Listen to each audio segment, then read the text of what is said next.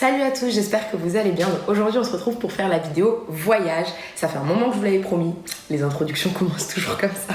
Mais elle est là, j'ai voyagé pratiquement toute ma vie, c'est-à-dire que même quand j'étais jeune, mes premiers salaires, les premiers petits boulots que je faisais à 17 ans, on me prenait avec ma meilleure amie, on mettait de côté et on faisait des week-ends à Saint-Sébastien, Barcelone. Sur ce, parmi les destinations que j'ai faites comme ça de tête, donc Angleterre, Écosse, Irlande, Portugal, Espagne, Grèce, Italie, Maroc, Tunisie. Attendez les gars, j'ai oublié la Turquie, je kiffe, j'y étais 2 fois. La Belgique, l'Allemagne, l'Autriche, le Luxembourg, Amsterdam, donc les Pays-Bas, la Hongrie, la République tchèque, Malte, la Sicile, Canaries, Baléares. Pour ce qui est de l'autre côté, j'ai fait donc les États-Unis, j'ai couvert pratiquement bon tiers des États. J'ai fait Hawaï pendant 1 mois et ça c'était extraordinaire. Le Canada, les Bahamas et le Mexique. Et Saint-Martin, ça je l'ai fait 2 fois. Mon plus grand rêve, ça serait de faire l'Amérique du Sud. L'Australie, l'Asie aussi, il y a tellement de pays, il y a tellement de choses à voir. Sur ce, pour l'anecdote, donc j'ai fait mon premier voyage avec ma meilleure amie à New York. Et on a appris plusieurs choses durant ce voyage. La première, c'est que quand on prend des tours opérateurs qui vous combinent les vols et les hôtels, vous perdez souvent une journée.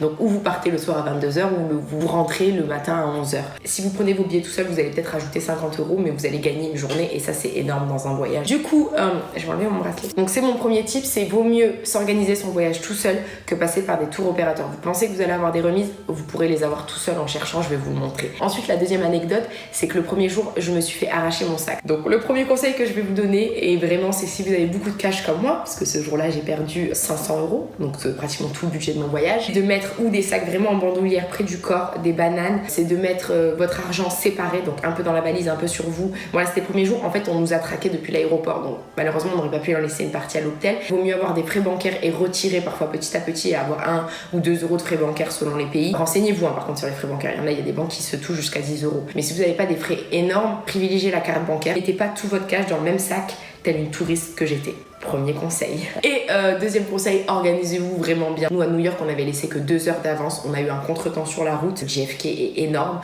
On s'est un peu perdu dans l'aéroport. Du coup, on a loupé notre avion. On a dû repayer 900 €.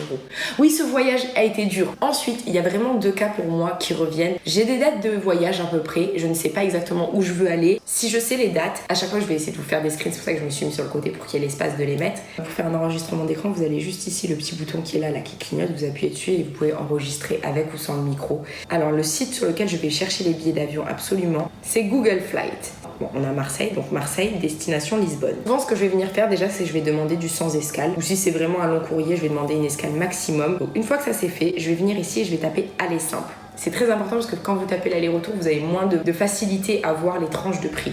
Une fois que ça c'est fait, vous pouvez ou aller sur le petit calendrier si vous connaissez à peu près vos dates et regarder là en vert, vous voyez, c'est les tarifs qu'il va y avoir le moins cher. Donc on passe facilement quand même de 215 à 60 €. Vous pouvez même, si vous connaissez vraiment pas vos dates, aller juste en bas, vous avez le graphique. Par exemple, là, on arrive, on voit carrément qu'il y a du 18 € si on part en septembre et vous pouvez comme ça caler vos voyages. Alors, pour information, pour avoir beaucoup voyagé, je peux vous dire que prendre en avance les billets, c'est beaucoup moins cher que de les prendre en dernière minute. La tranche la plus chère qui est pour moi de 1 mois à 2 semaines, 1 semaine avant le voyage, c'est là les plus chers. À partir du moment où vous flancher sur la dernière semaine, ça rebaisse. Donc oui, il y a des prix de dernière minute, mais ils ne sont pas aussi intéressants que 2 mois à l'avance. Une fois c'est fait, vous sélectionnez votre aller, vous allez pouvoir venir faire cette fois-ci aller-retour.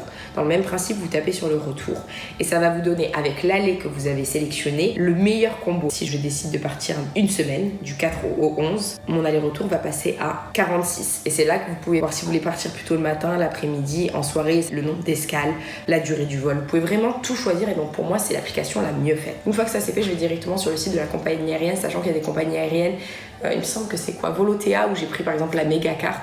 Au bout de 2 voyages, généralement c'est rentabilisé. Quand vous voyagez à plusieurs, vous avez des remises, donc c'est plus intéressant parfois d'aller directement sur le site. L'autre chose que j'aime, c'est si jamais vous voulez voyager mais vous ne savez pas où. Mon amour, je peux prendre ton téléphone, le mien il met 10 ans. Voilà, avec son téléphone, ça sera mieux. Du coup, l'autre chose qui est intéressante, si vous savez pas où aller, c'est que vous tapez par exemple votre départ et vous avez les destinations phares, les destinations souvent vous allez avoir pas trop cher parce qu'elles sont communes, il y a beaucoup de vols qui partent et je trouve ça super. Ensuite, pour choisir une destination, ce que je fais quand j'hésite, donc si par exemple je sais que je vais partir en avril mais je sais pas exactement où, je vais marquer une meilleure destination Europe, avril, et ça va vous donner un peu les températures, ce qu'il y a à faire. Parfois, est-ce qu'il y a des festivals? Si vous voulez vraiment, vous êtes en ligne de budget et vous voulez vraiment faire des économies, faut pas vous limiter sur une date de voyage ou sur une... Pardon, voyage, passe la même passe. Le meilleur moyen de faire des bonnes affaires, c'est de ni vous limiter sur une destination, ni vous limiter sur une date. Ensuite, il faut vérifier les top 10 des choses qu'il y a à faire dans la ville, déjà pour voir s'il y a une belle architecture, si ça va être un voyage vraiment détente, est-ce que je vais prendre juste un hôtel en gros et profiter du soleil, est-ce qu'il y aura des visites dans la ville, est-ce qu'il y aura des choses à faire. Ça va m'aider à déterminer l'étape suivante, l'hôtel. Si vous partez à plusieurs, vraiment, vaut mieux prendre des Airbnb, des appartements, parce que quand vous divisez, ça va être beaucoup plus rentable que de prendre chacun une chambre, et en plus vous allez pouvoir avoir un espace plus grand et ça va être plus agréable. Si vous êtes que deux, maintenant Airbnb commence vraiment à se toucher un petit peu avec les frais ménagers, les choses comme ça, donc c'est souvent moins cher de prendre un hôtel qu'un Airbnb, à part si vraiment c'est sur une longue période, mais pour les week-ends, généralement, vaut mieux prendre des hôtels.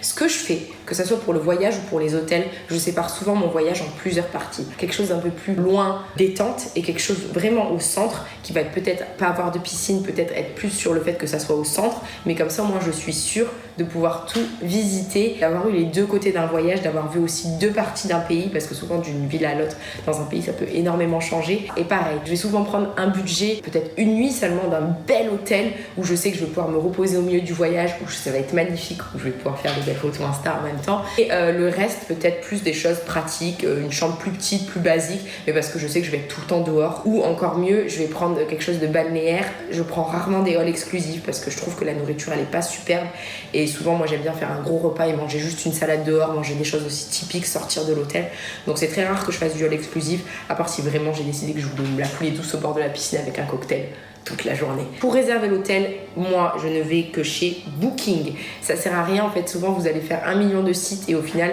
Booking, c'est celui pour moi où c'est le plus pratique de chercher. Ce que j'aime dans Booking, c'est que vous allez pouvoir filtrer. Je me dis, mon budget entre 50 et 100 euros, vous faites montrer les résultats. J'adore parce que vous pouvez filtrer la carte. Donc moi, je sais que j'ai envie d'être par exemple de ce côté-là, qui est le centre. Là, c'est pas mal, hôtel. Oh, voilà, bonne situation géographique. Est-ce que ça me dérange pas d'être plus excentré et que je veux peut-être quelque chose de plus beau? Est-ce que je veux rajouter que je veux minimum 3 étoiles? Est-ce que je veux un hôtel, un appartement? Est-ce que je veux un parking? Est-ce que je veux une piscine? Vous allez pouvoir tout choisir. Et vous pouvez après les trier par prix, par distance du centre-ville, donc par popularité. Popularité, moi, c'est pas un filtre que j'utilise parce que on sait très bien que les hôtels peuvent payer pour se mettre en avant. Donc généralement, je fais ou le moins cher ou le plus proche du centre-ville selon ce que je veux. Je vais vous mettre aussi un lien. Ce n'est pas du tout un lien de partenariat parce que je ne suis pas payée par Booking. Ils ne me connaissent pas, ils ne me donnent même pas l'heure avec tout ce que je réserve quand même. C'est juste mon lien de parrainage. Si jamais vous aimez cette vidéo et que vous voulez passer par mon lien, comme ça, je gagne le parrainage. Si vous voulez aussi vous créer votre propre lien de parrainage, bref, je vais vous mettre tous mes liens si j'en ai d'autres en bas. Je crois que je dois avoir un Airbnb, etc. N'oubliez pas de regarder la distance du centre-ville, les notes aussi. Moi, j'hésite de prendre des choses qui sont en dessous de 3 parce que généralement, s'il y a beaucoup d'avis et en dessous de 3, c'est que le service n'est pas bien. Je lis souvent les avis. En parlant d'avis, un truc important, c'est la nourriture. Quand je voyage, je vais tout le temps sur TripAdvisor ou Google. C'est pour moi les meilleures applications. Pour TripAdvisor, ce que j'adore, c'est le fait qu'on peut choisir la location, on peut choisir les notes, on voit des photos, parfois même les photos des cartes si vous voulez, les prix des menus, les vraies photos que les gens ont pris. Donc, par exemple, est-ce que vous voulez de la cuisine locale? Est-ce que vous voulez petit déjeuner, dîner? Quel genre de tarif vous voulez? Généralement, je mets que 4 ou plus. Vous allez avoir la carte. Après, c'est bien sûr de se balader. Ce que je fais souvent, c'est que je regarde le menu et j'essaye de regarder si quelqu'un est servi.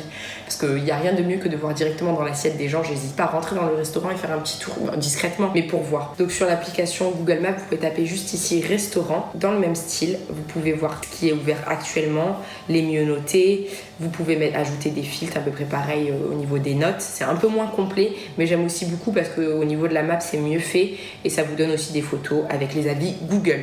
Pour le transport, je regarde est-ce que c'est bien desservi, est-ce que ça vaut le coup de louer une voiture, parce que par exemple quand on était en Sicile, c'est vrai que c'était assez espacé et pas forcément bien desservi, donc on a décidé de louer une voiture. Mais quand j'étais à Malte avec ma mère, on a pris une carte de bus, on a payé 20 € et on pouvait aller dans tout le pays et c'était très bien desservi. Surtout quand vous allez dans les capitales, souvent c'est beaucoup mieux parce que sinon vous allez vous retrouver avec les frais d'essence, les frais de location et les frais de parking. Vous avez toujours un transport en commun rapide qui va de l'aéroport au centre-ville. Ce n'est pas la peine de payer un taxi, vous allez payer 2 ou 3 € le ticket de bus ou de métro et vous allez arriver au centre-ville encore plus vite que le taxi parce que souvent c'est des métros, des trams. Pour les Uber, selon les pays, vous avez différentes applications. Même nous en France, on en a 2-3, mais sachez que dans Google, décidément Google Maps, c'est vraiment mon meilleur ami. Allez, on se retrouve cette fois-ci avec un enregistrement vocal puisque Flo, sans faire exprès, a supprimé l'enregistrement que j'avais fait avec lui. Du coup, j'ai pris comme exemple Londres. Donc là, comme vous voyez, ça met 44 minutes en voiture, 30 minutes en transport. Vous avez même normalement le temps à pied. Là, il n'y est pas. En taxi, à vélo. En général, généralement, ça met un tout petit peu moins longtemps en voiture. Cette fois-ci, c'est encore mieux les transports. Mais c'est pour vous montrer que les transports, c'est pas si compliqué. Là, vous voyez, sur l'application, vous avez tout. Un direct et 15 minutes de marche. Si vous voulez pas marcher, vous en avez un qui met 32 minutes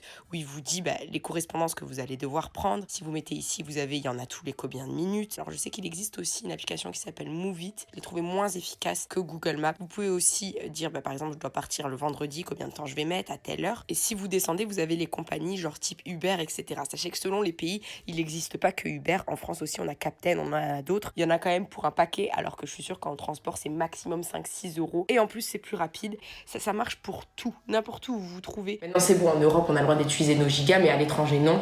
Si vous savez que vous pouvez gérer sans Internet, vous allez de temps en temps dans une Wi-Fi, vous allez prendre un café et vous faites tout ce que vous avez à faire.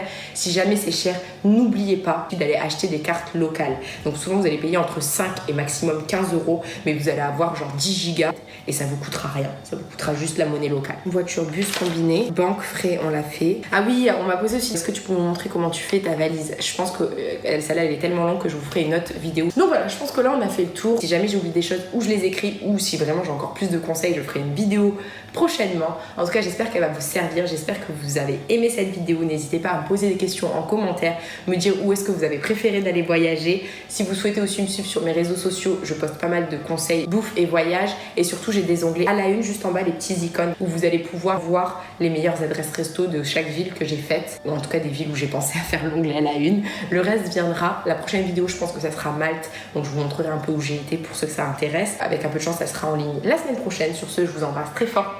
Je vous dis, kiffez bien votre vie et si vous allez bientôt au voyage, éclatez-vous.